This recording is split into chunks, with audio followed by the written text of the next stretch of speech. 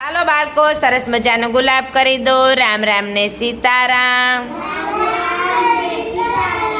Wild animals એટલે કે જંગલી પ્રાણીઓ, એના તમને ઉચ્ચાર પૂછું છું. તમારે એનું ગુજરાતી નામ કહેવાનું છે. ચાલો Udaybhai. Lion, tiger, leopard, bear, fox, elephant, deer, giraffe, deer. જંગલમાં ઘણા હોય, ટોળા ને ટોળા.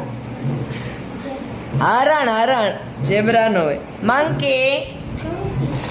મંકીને શું કહેવાય બેટા? વેરી ગુડ, જોરદાર ક્લેપ.